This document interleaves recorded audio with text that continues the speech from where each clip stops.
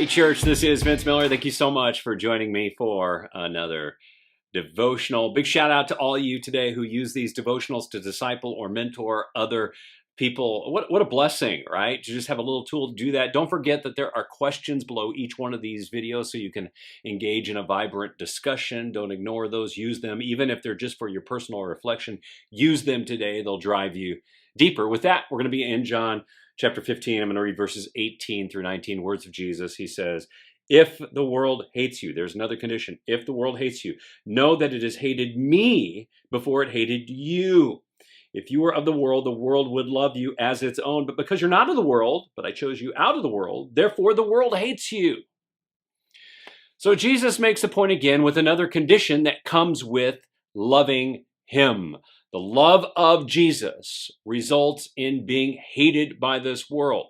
This is because alignment with Jesus puts us in opposition to those who are aligned with this world. Our desires and thoughts and actions should be profoundly different than those of people who live in the world. Over time, they should create this rising friction with those of the world, and not friction for the sake of friction, right? But friction from knowing Jesus so intimately that our intimacy with him is hated by those who no longer associate with him, align with him, or even agree with him. Now, I really believe every believer should go through some distinct phases and stages of intimacy with Jesus that result in this.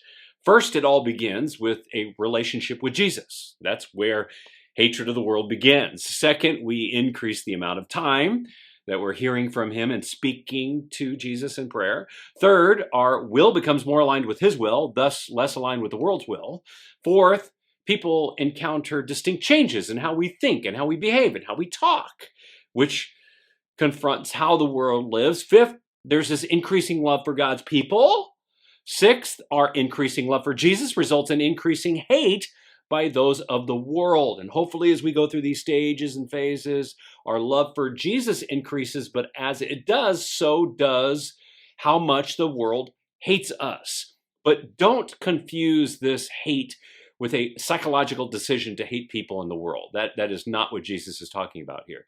It is a love of Jesus that grows to the point that the world hates us because, well, we love Jesus and we associate with him and now are unwilling to associate with them and think their way. Therefore, they hate us because we love Jesus. And then when you see and you hear and you feel this hatred, you have to keep in mind that actually the person they really hate is not you. It's Jesus in you. Guys, I love you. I pray this really blesses you, but I want you to feel the friction and the tension of this in your life.